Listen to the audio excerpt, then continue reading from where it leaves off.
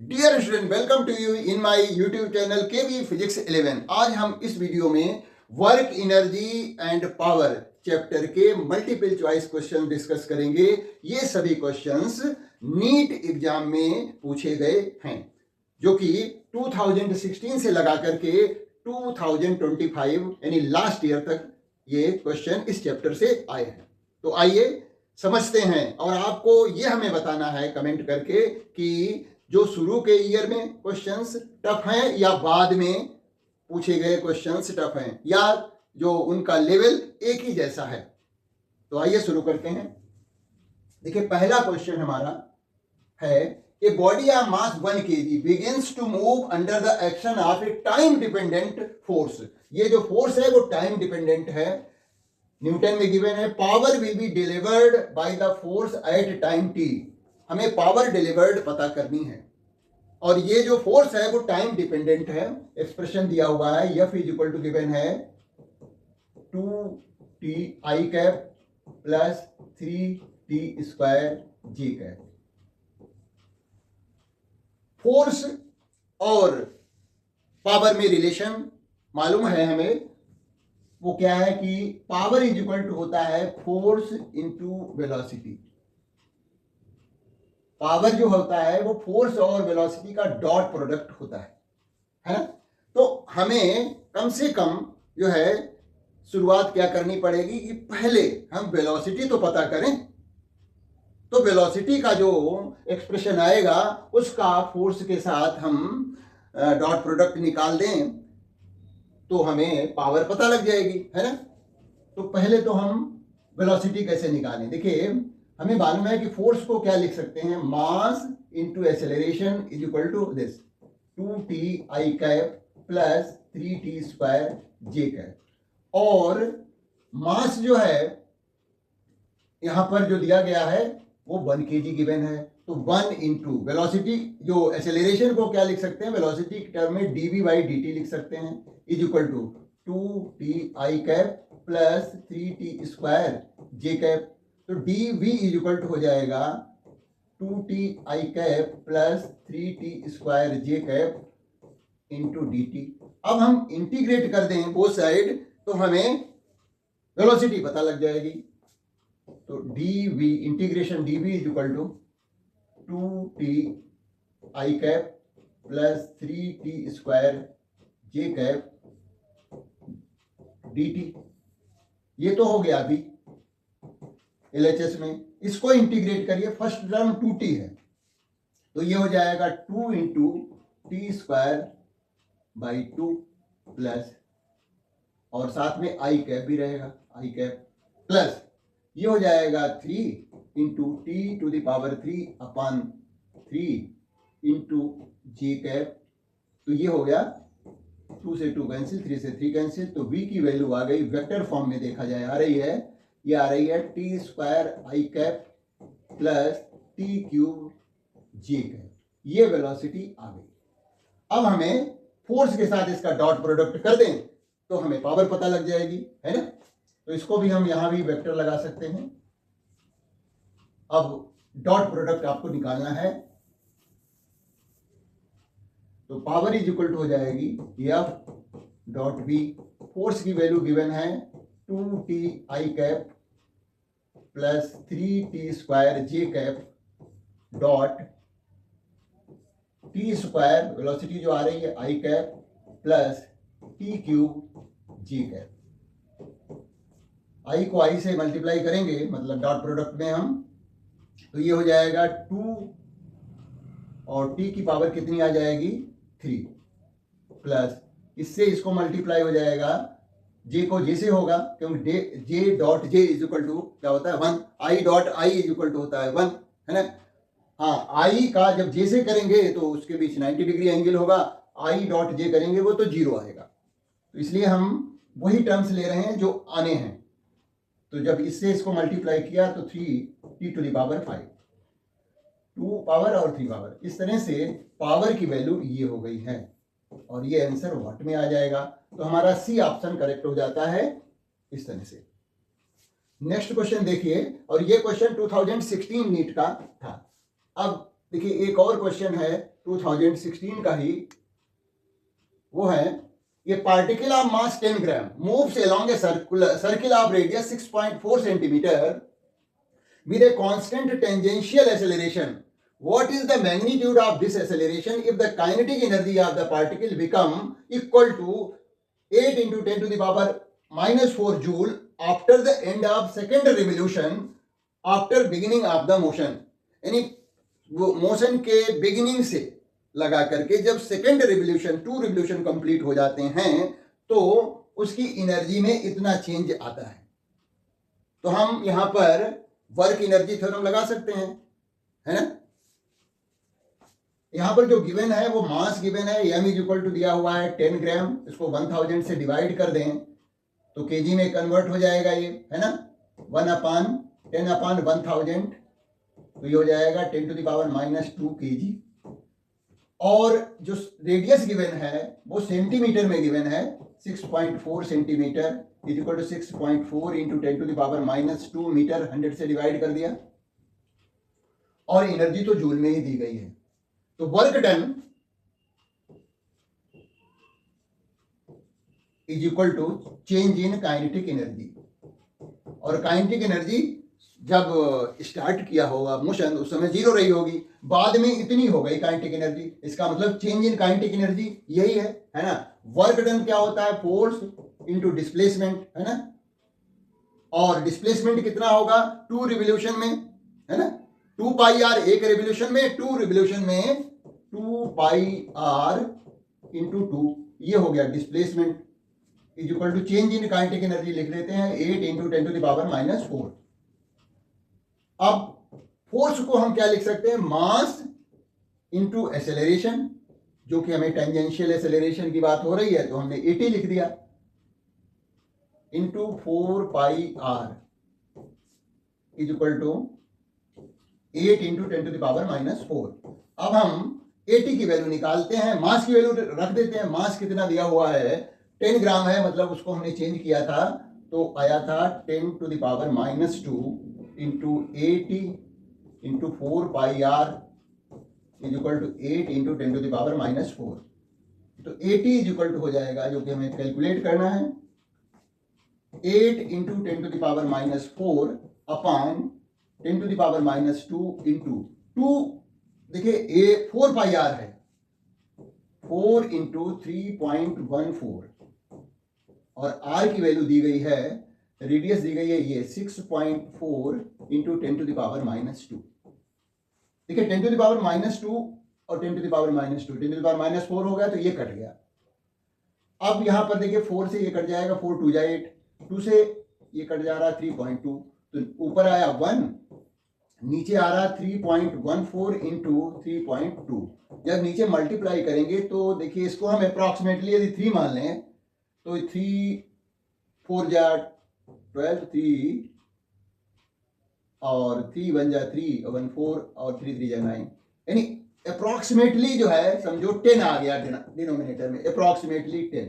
तो 1/10 का मतलब है कि ये हमारा ऑप्शन सही हो जाता है, 0.1 मीटर पर सेकेंड स्क्वायर ये एक्सेलरेशन हो जाता है।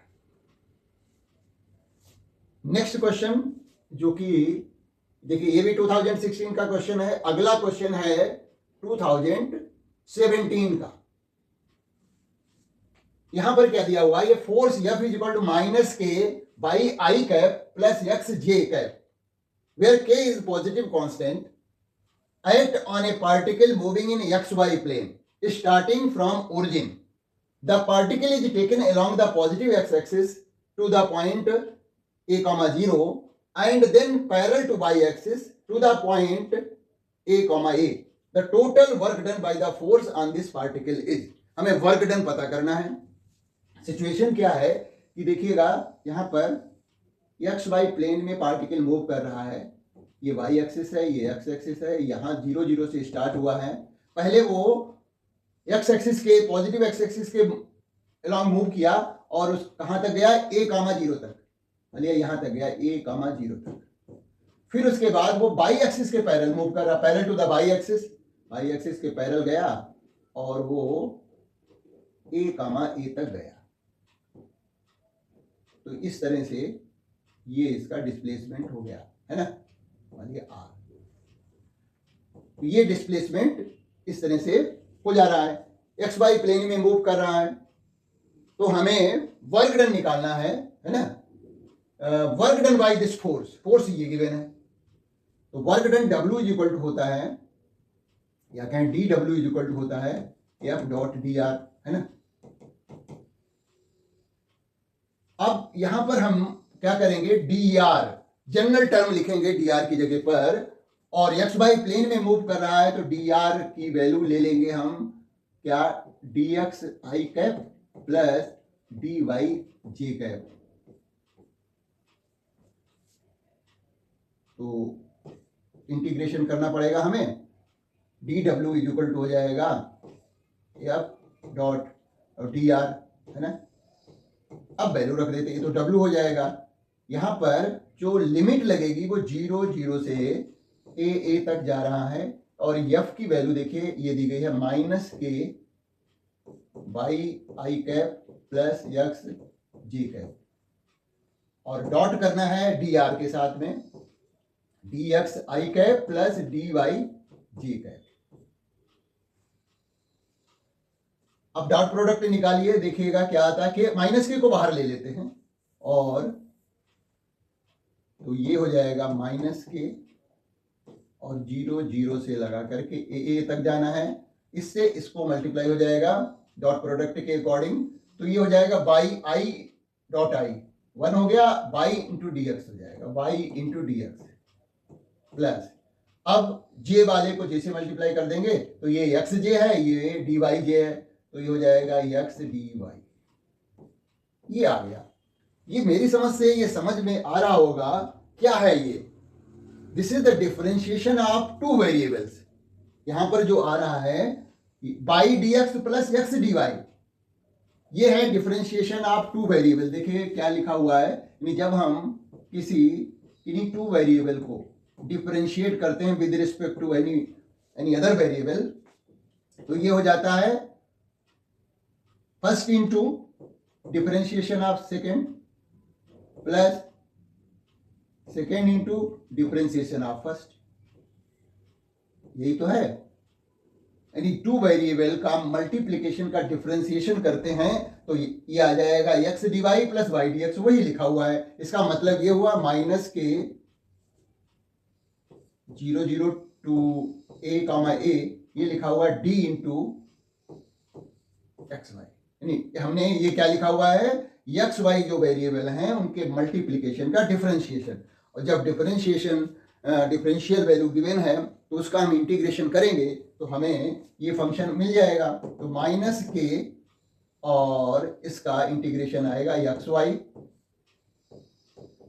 0 टू a, यानी x की वैल्यू 0 है बिगिनिंग में, y की वैल्यू भी 0 है, फाइनली x की वैल्यू a हो गई, y की वैल्यू भी a हो गई। तो ये हो जाएगा माइनस के और वैल्यू रख दीजिए a इंटू ए माइनस 0, तो हो जाएगा माइनस के a स्क्वायर।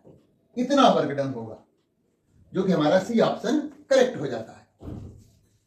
आगे बढ़ते हैं, क्वेश्चन नंबर 4 जो है वो भी 2017 का ही क्वेश्चन है, नीट 2017 का आया हुआ क्वेश्चन है। देखिएगा, a spring of force constant K is cut into lengths of the ratio 1:2:3, they are connected in series and new force constant के डैश है। जब उनको सीरीज में कनेक्ट किया जा रहा है स्प्रिंग को कट करने के बाद, तो न्यू फोर्स कांस्टेंट के डैश है। If they are connected in parallel and force constant के डबल डैश हो जाता है, यानी जब उनको कट पार्ट्स को जब पैरेलल में कनेक्ट कर रहे हैं तो न्यू फोर्स कांस्टेंट के डबल डैश हो जाता है। हमें रेशियो निकालना है के डैश और के डबल डैश का रेशियो निकालना है। हमें ये मालूम होना चाहिए कि जो फोर्स कांस्टेंट होता है वो लेंथ के इनवर्सली प्रोपोर्शनल होता है, ठीक है।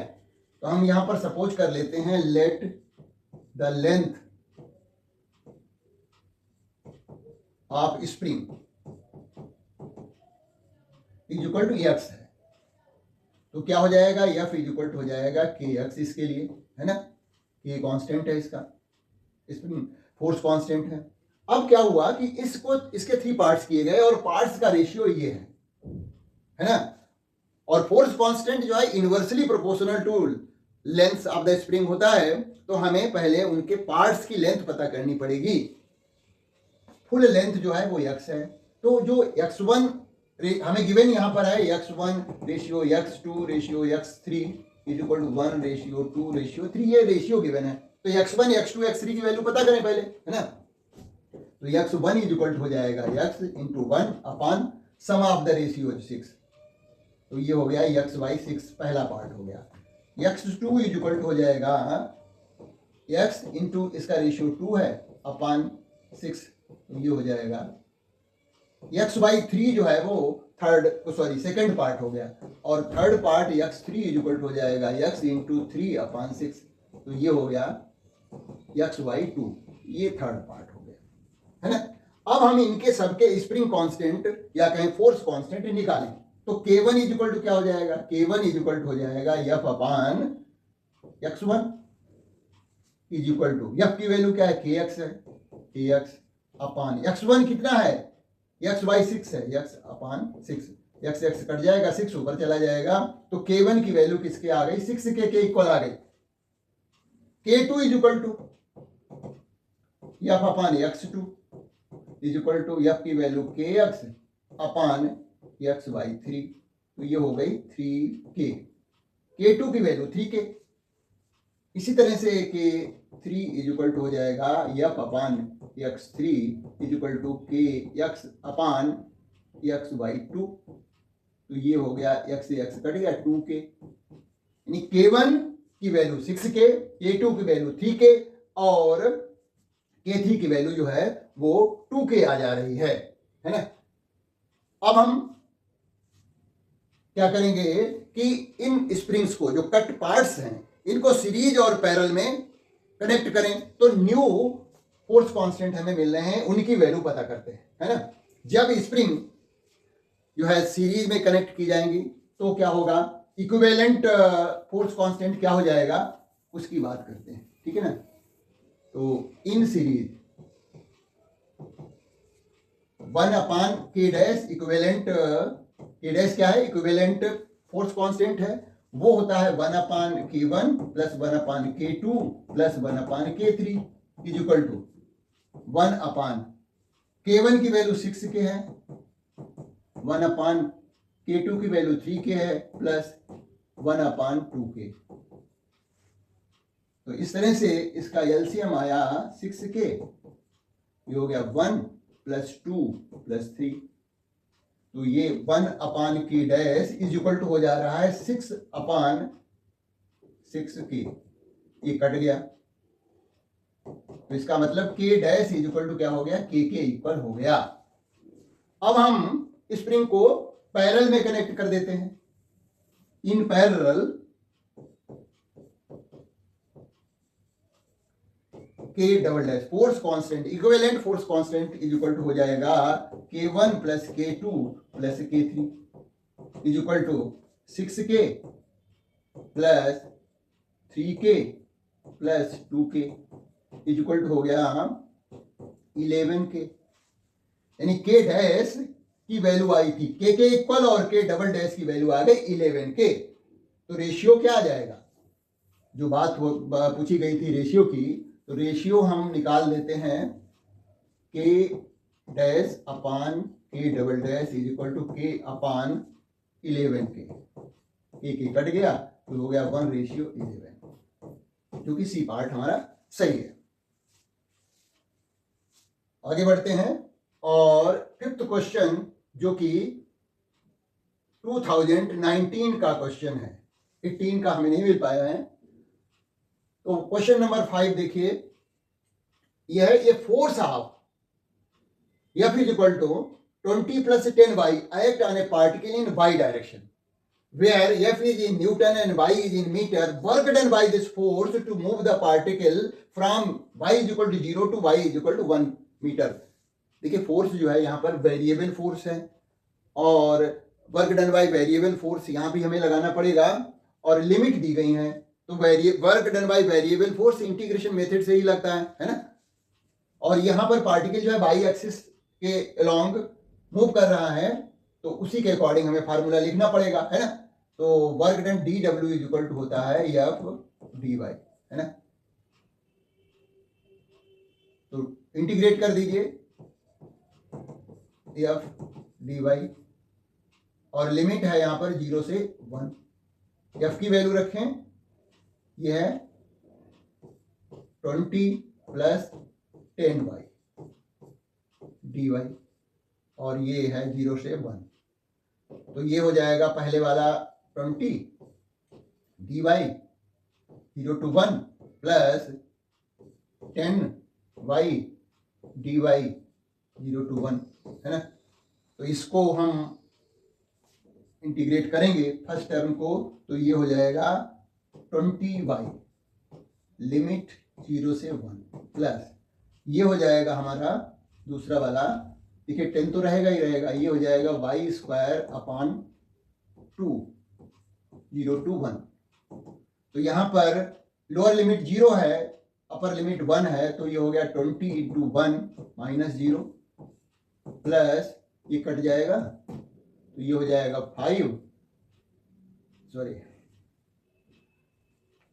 5 है इंटू वाई स्क्वायर मीन्स 1 का स्क्वायर 1 ही होगा माइनस 0, तो हमें मिल रहा है 20 प्लस 5 यानी 25 जूल वर्क डन होगा, क्योंकि यहां पर फोर्स न्यूटन में है और वाई मीटर में है। नेक्स्ट क्वेश्चन ये देखिए 2019 का क्वेश्चन फिर से है हमारे पास। When a block of mass m is suspended by a long wire of length L, the length of wire become capital L plus small l. The elastic potential energy stored in the extended wire is, इसमें से हमें पता करना है, ठीक है। जो extension से वर्क डन होगा, है ना, क्योंकि जब हम उसमें वेट हैंग करेंगे तो वायर में एक्सटेंशन होगा, और वही वर्क डन जो होगा वो as a potential energy stored हो जाएगा। तो यहाँ पर potential energy U is equal to हो जाएगा average force into extension. Average force यहां पर क्या होगा 1/2, 0 से फोर्स क्या हो गया F, तो इसका एवरेज वैल्यू निकालेंगे 0 प्लस F/2, तो ये हो जाएगा F/2 into extension produce delta L। अब हम पहले तो एक्सटेंशन प्रोड्यूस पता कर लें, है ना। पहले उसकी लेंथ जो थी L थी, बाद में L plus capital L plus small l हो गई। तो यहां पर क्वेश्चन में delta L is equal to हो जाएगा फाइनल लेंथ। फाइनल लेंथ कितनी है L plus small l minus initial length, ये कट गया, तो डेल्टा L की वैल्यू आ गई L। फोर्स कितना लगेगा, फोर्स जो लगेगा वो, क्योंकि जो हैंग किया गया है वो मास है m है, तो फोर्स कितना हो जाएगा mg के इक्वल हो जाएगा, तो 1/2 mg, और एक्सटेंशन प्रोड्यूस कितना है L है, तो ये एनर्जी स्टोर्ड हो जाएगी। बी ऑप्शन करेक्ट हो जाता है। आगे बढ़ते हैं, ये देखिएगा क्वेश्चन नंबर 7 है जो कि 2021 का है। A water falls from a height of 60 metre at the rate of 15 kg per second to operate a turbine. The losses due to the frictional force are 10% of the input energy. How much power is generated by the turbine?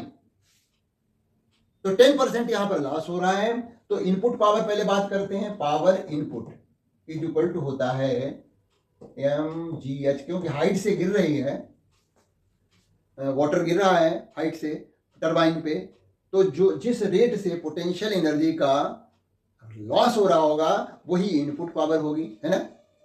क्योंकि potential energy kinetic energy में convert हो रही है, कुछ loss हो जा रहा है इस कन्वर्जन में, और या कहें जो टरबाइन के फ्रिक्शन वगैरह में जो लॉस हो रहा है, वो 10% दिया हुआ है। तो पहले तो हम इनपुट पावर निकाल लेते हैं, P इनपुट ये हो गया। तो ये m/t जिस रेट से जो है वाटर नीचे आ रहा है, तो ये 15 है गिवन है, G की वैल्यू 10 लेनी है और H जो है वो 60 मीटर है। तो इस तरह से ये हो गया हमारा 9000 है ना वाट। अब आउटपुट पावर हमें निकालनी है क्योंकि लॉस कुछ हो जा रहा है यहाँ पर, है ना। तो output power is equal to हो जाएगा पावर इनपुट माइनस लॉस, है ना, is equal to power input, इसको हम किलोवाट में चेंज कर ले रहे हैं 9 kW, है ना, क्योंकि आंसर सब किलोवाट में है। तो ये हो गया हमारा 9 माइनस लॉस कितना हो रहा है 10%, यानी 10% ऑफ 9, तो ये हमारा हो गया 0.9, है ना। तो 9 माइनस 0.9 इज इक्वल टू हो गया 8.1 kW। तो पावर आउटपुट जो है कितना आ गया 8.1 kW किलोवाट। बहुत आसान है, सिंपल सा क्वेश्चन है 2021 का। अब बात करेंगे 2022 में और भी आसान क्वेश्चन पूछा गया। The energy that will be ideally radiated by a 100 kilowatt transmitter in 1 hour. तो यहां पर एनर्जी रेडिएटेड पता करनी है, तो E इज इक्वल टू क्या होता है, E इज इक्वल टू होता है P इंटू टी। ये है 100 किलोवाट है, P की वैल्यू क्या है 100 kilowatt is equal to 100 into 1000 watt. क्योंकि हमें सब आंसर जूल में लाने हैं तो इसको वाट में हमें कन्वर्ट करना पड़ेगा। तो ये 50 लगा देते हैं इसके आगे, ये वाट हो गया। टाइम, क्योंकि जूल में आंसर निकालना है तो टाइम सेकंड में होना चाहिए, और 1 आवर है तो इसको सेकंड में चेंज कर लीजिए। 1 hour is equal to 60 into 60 second, तो 60 इंटू 60, तो ये हो जाएगा 10 to the power 5 into 36 into 10 to the power 2, तो ये हो गया 36 into 10 to the power 7 joule. तो फर्स्ट ऑप्शन करेक्ट हो जाता है। बहुत ही सिंपल क्वेश्चन। कभी कभी क्या होता है, किसी चैप्टर का बहुत ही इजी क्वेश्चन पूछ दिया जाता है, तो पूरा एवरेज देखा जाता है कि कौन किस चैप्टर का यदि टफ हो गया है तो दूसरे किसी चैप्टर का थोड़ा आसान पूछ देते हैं। इस तरह से पूरा पेपर बैलेंस बनाया जाता है। नेक्स्ट क्वेश्चन देखिए, क्वेश्चन नंबर 9। ये 2023 का क्वेश्चन है। The potential energy of a long spring when stretched by 2 centimeter is U. If the spring is stretched by 8 centimeter, potential energy stored will be. ये भी बहुत आसान क्वेश्चन है। Potential energy stored in the spring is equal to half k x square. X क्या है, extension produced, ये formula है। तो पहली बार 2 सेंटीमीटर एक्सटेंशन प्रोड्यूस हो रहा है, एक्स की वैल्यू 2 सेंटीमीटर है, तो ये हमारा यू की वैल्यू हो जाएगी 1/2 के इंटू 2 का होल स्क्वायर, है ना। तो ये हमारा 1/2 इंटू के इंटू 4, है ना। तो ये हो गया u इज इक्वल टू हो गया 2k। दूसरी बार में एक्सटेंशन जो है वो 8 सेंटीमीटर का है, यानी अब की बार x की वैल्यू जो है वो 8 सेंटीमीटर लेनी है, तो u डैश कह सकते हैं इज इक्वल टू हो जाएगा 1/2 k इंटू 8 का होल स्क्वायर, है ना। तो 1/2 इंटू के इंटू 64, तो ये हो गया 32, ये हो गया 32 के। तो हम इसको इससे रिलेट करें तो क्या लिख सकते हैं, इसको लिख सकते हैं 2k इंटू 16, है ना। 2k किसके इक्वल है, u के इक्वल है, तो u इंटू 16 यानी 16u हो गया u डैश की वैल्यू। यानी अब उसमें जो पोटेंशियल एनर्जी स्टोर्ड होगी वो पहले केस के कंपैरिजन में 16 टाइम्स होगी। तो ये बी पार्ट करेक्ट हो जाता है। नेक्स्ट देखिए, जो कि हमारा फिर से 2023 का ही क्वेश्चन है। Question number 10। A bullet from gun is fired on A rectangular wooden block with velocity u। यानी एक वुडन ब्लॉक है जिस पर u वेलोसिटी से कोई बुलेट स्ट्राइक कर रही है। When bullet travel 24 centimeters through the block along its length horizontally, velocity of bullet become u by 3. Then it further penetrate the block in the same direction and before coming to the rest exactly at the end of the block, यानी block के and तक आते आते उसकी velocity 0 हो गई है। तो हमें उस ब्लॉक की थिकनेस पता करनी है, total length of the block पता करनी है। तो ये क्वेश्चन वैसे तो दो तरह से हो सकता है, सिंपल इक्वेशन ऑफ मोशन लगा करके भी इसको हम लगा सकते हैं और वर्क एनर्जी थ्योरम से भी लगा सकते हैं, है ना। तो हम यहाँ पर वर्क एनर्जी थ्योरम से लगाते हैं। समझ लीजिए पहले क्या सिचुएशन है उसको पहले समझते हैं कि एक यहाँ पर ब्लॉक बताया गया है, वुडन ब्लॉक है, ये मान लिया वुडन ब्लॉक है, ये वुडन ब्लॉक है। अब यहाँ पर बुलेट स्ट्राइक कर रही है पहले, तब उसकी वेलोसिटी u है। 24 सेंटीमीटर ट्रेवल करने पर, यहां तक जाने पर इसकी वेलोसिटी u बाई 3 हो गई, ये 24 सेंटीमीटर है। और फिर यहां से यहां तक जाते जाते यहां पर एंड में बिल्कुल इसकी u की वैल्यू जो है 0 हो गई, वेलोसिटी जो है उसकी 0 हो जा रही, फाइनल वेलोसिटी, है ना। तो पहले हम ए पॉइंट से बी तक गई, फिर बी से सी तक गई। तो हमें BC डिस्टेंस पता हो जाए तो हम 24 में ऐड कर देंगे तो टोटल थिकनेस पता लग जाएगी इसकी ब्लॉक की, वुडन ब्लॉक की। तो पहले हम यहां से यहां तक जाने की में वर्क एनर्जी थ्योरम लगा देते हैं। तो work by using work energy theorem, work done is equal to होता है change in kinetic energy delta k e, है ना। वर्क डन क्या होता है, force into displacement.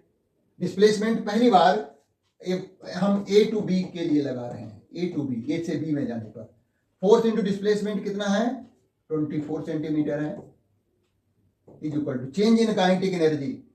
Final kinetic energy कैसे निकालेंगे, u बाई 3 वेलोसिटी से। इनिशियल काइनेटिक एनर्जी ज्यादा रही होगी तो हम पहली वाली एनर्जी में से हाफ m u स्क्वायर, ये इनिशियल है, और फाइनल हो गई 1/2 m u/3 का होल स्क्वायर। ये हो गया हमारा 1/2 m u square minus 1/2 m u square by 9।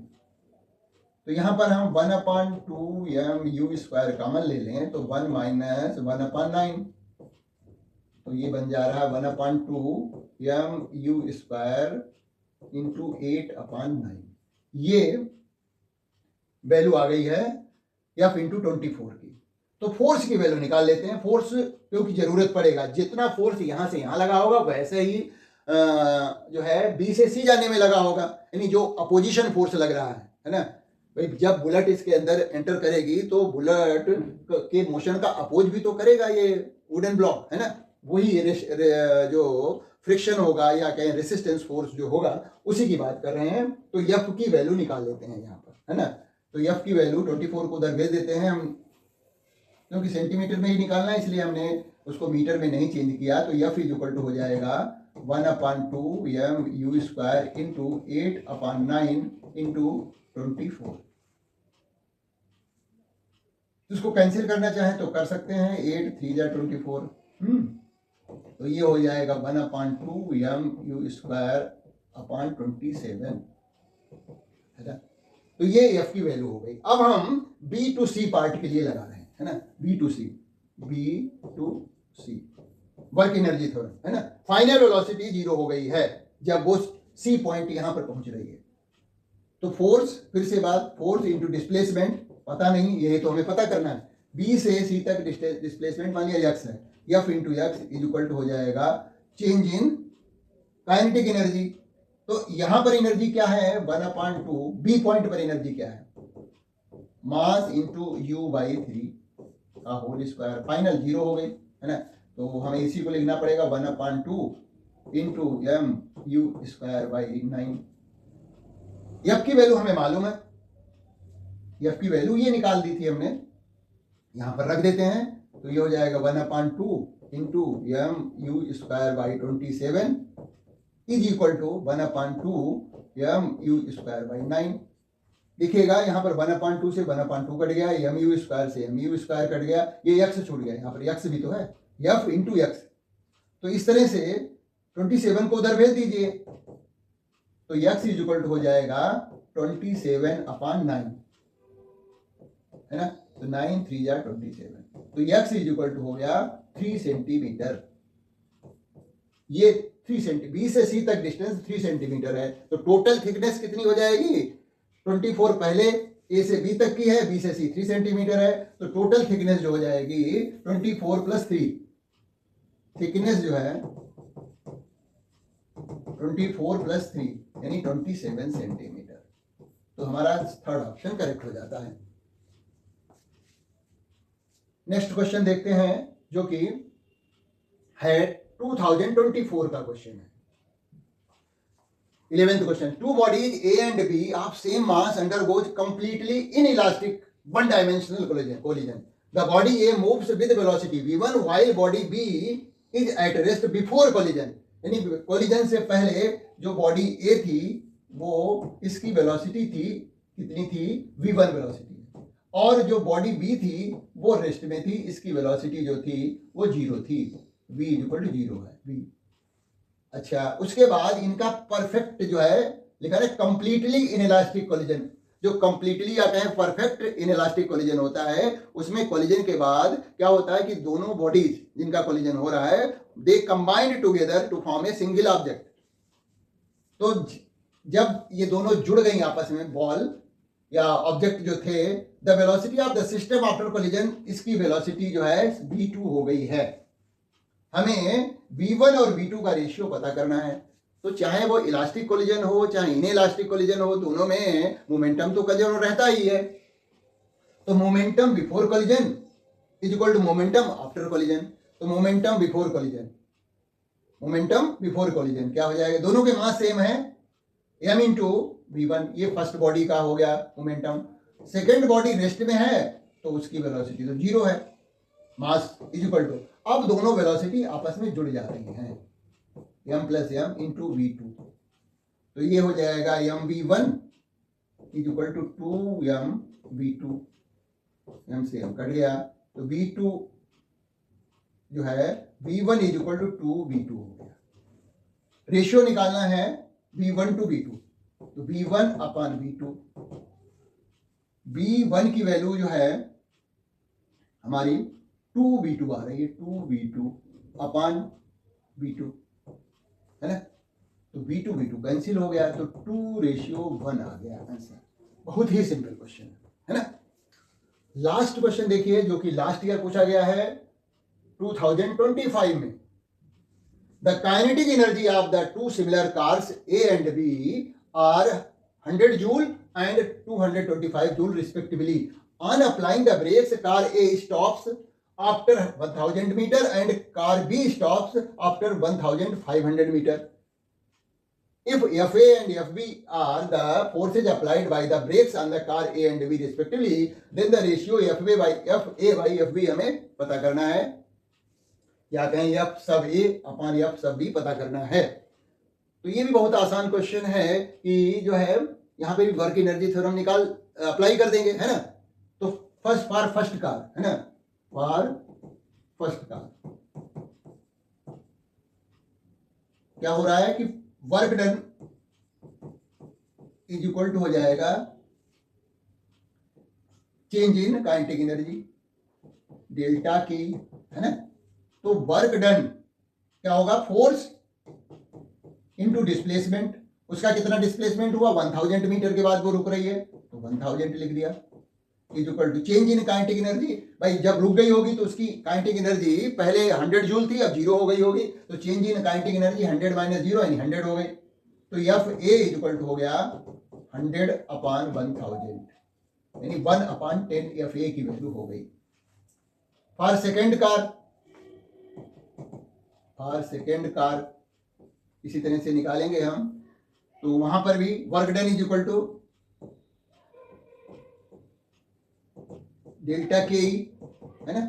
तो वर्क डन FB इंटू उसने कितनी डिस्टेंस मूव की है? 1500 मीटर के बाद वो रुक रही है 1500 is equal to change in k kinetic energy कितनी है? उसकी एनर्जी कितनी थी? 2025 जूल थी, बाद में 0 हो गई होगी, तो चेंज इन काइनेटिक एनर्जी 225 ही रहेगी। तो f b is equal to हो गया 225 अपॉन 1500। तो इसको 15 से कैंसिल कर सकते हैं, 15 15 जा और 1500 जा, 5 से 5 3 जा 15, 5 2 जा 20। तो एफ बी की वैल्यू आ गई है 3/20। अब हमें रेशियो निकालना है f a by f b. F a की वैल्यू 1/10 है ना। तो f a upon f b is equal to 1/10 और डिवाइड करेंगे उस नंबर से एफ बी से, तो डिवाइड है 3/20।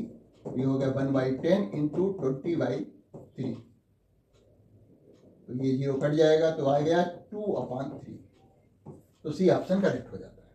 तो इस तरह से हमने लास्ट कुछ ईयर्स के नीट में आए हुए क्वेश्चंस को डिस्कस किया। अब आप बताइए कि जो शुरू के ईयर्स में क्वेश्चन जो पूछे गए थे वो टफ थे या बाद में पूछे गए क्वेश्चंस टफ थे।